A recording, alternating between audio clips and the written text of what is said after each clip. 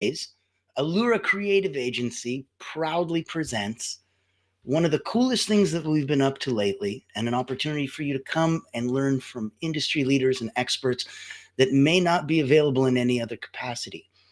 So, what we're so proud as an agency to be able to present is the ability to join the Frequency of Abundance group.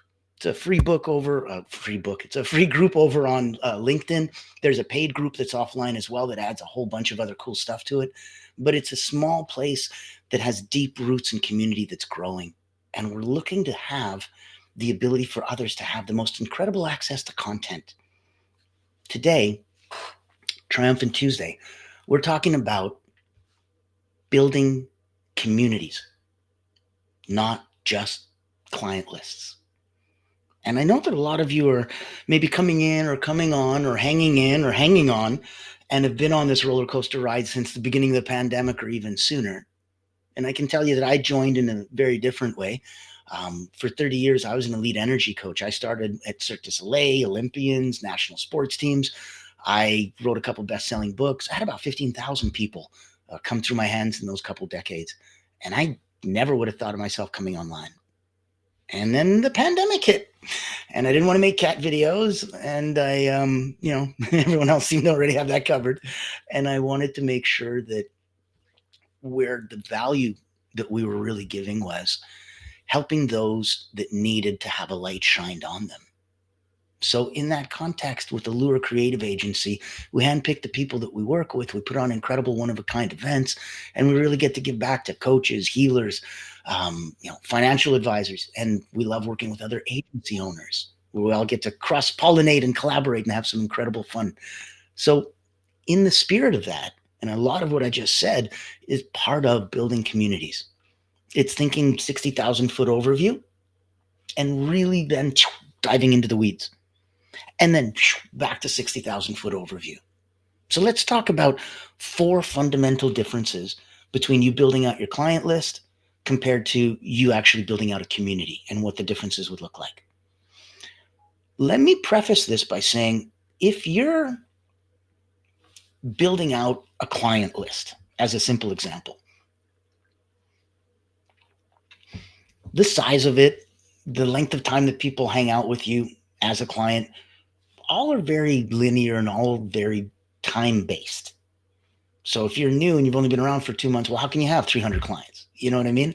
Or if you've been around for 10 years, well, how come you weren't able to keep 300 clients or make 300? Or so the numbers are weird and they don't have the same validity. They're more vanity numbers in that sense. Likes, follows, shares. These are great vanity numbers. They don't keep the lights on and the doors open. They don't pay the rent. So where a big factor is pretending that you are, if you're not, pretend you are, because this will apply both ways, before and after. So pretend you are mature enough as a business to have a healthy client list. What would the difference look like in the first thing we're going to talk about? Activity. The level of activity that you have with your client list probably is very different than the level of activity that you'd have with your community. Whether it was a free or paid community is irrelevant. You'd need to be active on both. So your level of activity needs to be decided. It also decides, when you're active, why you're active. In our context, we are on 7 days a week. We've got motivational Mondays, today's Triumphant Tuesdays, goes all the way, winning on Wednesdays, you guessed it, goes all the way around the week, including the weekend. And we've got Monday, Wednesday, and Friday guest experts from around the world popping in and talking about incredible concepts. And in between, you get little old me, and you get to have some fun in the sun and a different slant on things. Both coming in as a coach, offline, online, both coming in as an author, and coming in as an agency owner, and somebody who used to have an academy. So this is something that if any of what we have resonates with you, reach out. We'd love to say hi. All my contact info and everyone else is always in the description and in the event and stuff. I'm not a hard guy to get a hold of. Let's talk activity. If we're focusing in specifically on how much activity do you need a heck of a lot more with a community versus a client group? I would invite you to look at how much activity you have with your clients, because you need a healthy amount. Otherwise, you're going to lose them. And the next person who comes and sings them a pretty song and offers them a free gift and a toaster, you might lose them. So where in activity do you need to play in order to ensure that you have enough of it without, being annoying and such? That goes back to intelligent questions. When you're getting to know and building the rapport with your client, before they become community or this or that, they're a client, they're a person, they're one off. They're a person who's looking for a promise from you. I give you a couple $1,000, you give me, what's the promise of working with you? What do I get? So in that, you should be able to, during those courting times, find out what level of activity do they expect, do they want, and what would they be happy with? I have clients that really don't want me to reach out more than once in a month or two. They're busy, but they need access to me whenever they want. I have others on the opposite side. They need to talk to me almost every single day, but then when things come on that are, stressful for others, they're fine. So activity needs to be increased, but increased not the way you'd think, just, to get a community, I increase activity. No, to keep your current clients happy and to grow your client list, activity with them. That'll help breed referrals, which will then pop into community. So level 1, activity, increase it on both community and your client list. Next level, engagement. And this is different because your clients want 100% access to you. They want full engagement. They want you, right? And they wanted and only wanted to pay for you. On your community side, if you do it correctly, you should be a prize. You should be a commodity. You should be something that people look forward to get access to. They can consume your content, no problem. They're either doing that for free or they're paying you for it. But other than consuming your content, you, the owner, founder, creator, director, manager, coach, the magical person, you and access to you should be ridiculously limited, restricted, and looked upon as, almost mythical. Like, wow, have you seen him? Have you met her? Oh my goodness. Those kind of things. So your engagement with your customer list usually is higher than your engagement with your community. Much more, I paid for your time here as a coach compared to, if I do everything right, or if I get enough prizes in the gamification, in the group, or if I introduce enough people, or if I'm active enough in the community, maybe I'll get to meet the founder. How cool would that be? And it should be, and you should be treated that way. So change the way you're playing with your engagement and see if you can twist the dials, change the equalizers a little bit, because engagement on your customer side is important, of course. It's not just birthday, anniversary, holiday wishes, those kind of things. That should be more than enough engagement, as well as cover, number 1, activity. It should, and it usually is fine for that. It was your initial ability during courting to really, really go deep. And even if they were excited to become a client with you, you took the time to deeply understand, who do they serve? How do they serve them? What's important to them? What level of communication and frequency do they like? What's a good SLA, or standard operating procedure? That's SOP. Service level agreement, SLA. Basically, how long until you respond? And in that context, that'll help your engagement. So if you set your SLA as, hey, we respond within the next 24 hours, okay. It'll delight your clients to respond sooner, but only if they know. So in the sense of, if you started a new company and you said, I respond within 15 minutes, that's awesome. Unless I don't know the value of that. And I don't mean like to me personally, I mean collectively, like across the industry. So if I think that that's, this guy's doing it in 15 minutes or less, so that's par for the course. No, it's not. That's my differentiator. I'm unique that way. You might want to speak to that. So in that context, make sure that your messaging focuses on that. And then your engagement will change. This brings us to our next topic, communications. And building communities is so critical to communications.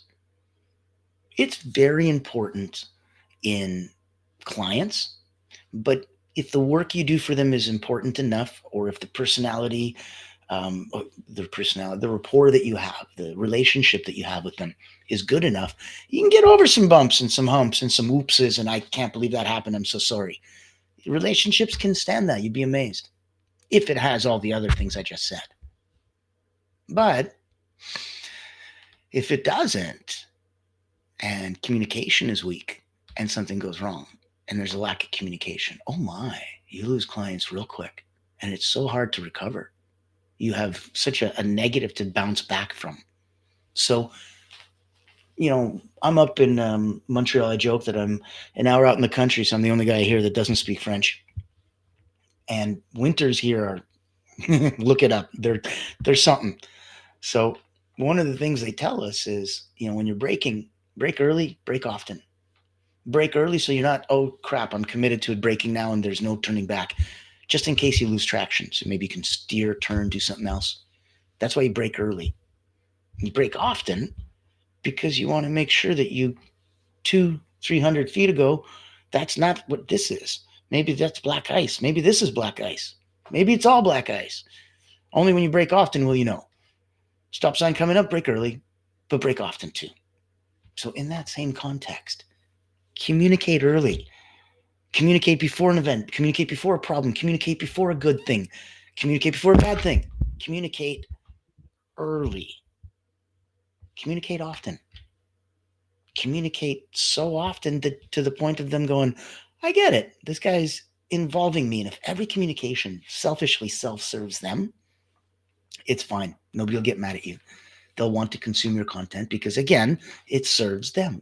If it only serves you, nope. If there's no value, nope. And that's pretty logical and obvious. So, activity. Increase both. Engagement. You want to make sure that you separate that the engagement that you have with your clients compared to the engagement that you have with your community really is different in terms of how people view access to you, which is such an incredibly rare commodity. It's your time. It's the most precious thing you have. Your ability to communicate that and how precious you are and to extend your USP, your unique selling proposition, and what makes you super different than everyone else. That's important in communications, but not just to win your clients, to keep your clients. To ask your clients, are they happy? Are they getting what they expected? The way that if you were a corporate, they'd give you an annual review. Do an annual review with your clients. Venture it. Don't ask them to. Don't wait for them to get mad or happy or whatever. Fingers crossed. You take the initiative. Communicate early with them. Communicate often with them. That is going to be paramount. And lastly for today, I'll pop this in.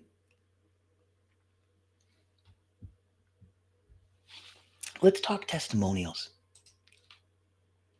So if we're looking at the people that are grateful and thankful to you, and they express that on the phone, in email, on Zoom, before, during, or after, you did something, you need to capitalize those fireflies in a jar moments because they're incredible and you can turn them on later and you can repurpose them and you can put them out in incredible places. They're also a testament to you. They're a tribute, they're validation, vindication. There's so many wonderful things that they just make you feel like this is what I do all of it for. Sure, the money is nice, the lifestyle, the freedom, the opportunity, but at the heart, it is heart. It's heartfelt. It's servant leaders. It's people that go out and seek to help their clients. And sometimes we touch them in such incredible ways that we change their life. And when they say so, or they want you to know that they are so thankful, you need to capitalize on that. Don't be silly. Don't feel weird about it. They're already saying thank you, thank you, thank you. If you ask them to, could you record a 30-second to 1 minute little something saying kind of what you just said now, Janet? That would really be amazing. And if it's okay, can I put that out on my website and on my, the interwebs and my social media? I'll make sure that I tag you so we can maybe bring some new eyes on you. And I can tell you most people will say yes, especially if they feel genuinely what they just said. So capitalize on the moments that come by from your clients, because the people that want to join your community want to see that end story. Like going to a fine restaurant, you don't care as much. Where'd you find it? Where'd you get it? How'd you cook it? How long was it aged? What'd you do? How'd you prepare it? What'd you cut it? What heat? What temperature? What sauce? They just want to cut it and at this moment be aware of it. Delicious, thank you. Then maybe they'll care about the backstory. But before they don't. So when you have new people coming to the community, ultimately, once you get a couple of those, you'll use them and ask them very nicely for testimonials.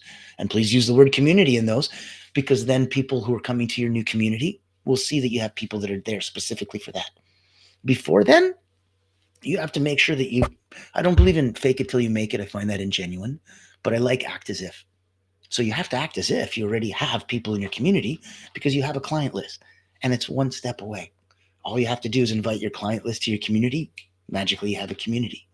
But before you do, it would be really smart to get those testimonials so that the testimonials that you get for your clients become the original foundation for the testimonials you have on your community. Number one would be video. If they're uncomfortable with that for whatever reason, ask for written and ask if they don't mind if you use their full name and maybe a link to their LinkedIn profile. Something professional and simple, but that you really want them to feel that it's not just them telling nice words about you and nobody cares and nobody knows their name. You'll use their initials or something. This is the opposite. We don't want privacy. We want publicity. So we're looking for conspicuous consumption.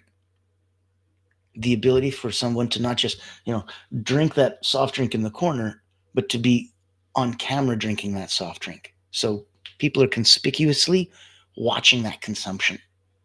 That's what we're looking for in your testimonials. Now, covered a couple things today, and I don't want this to go on too long.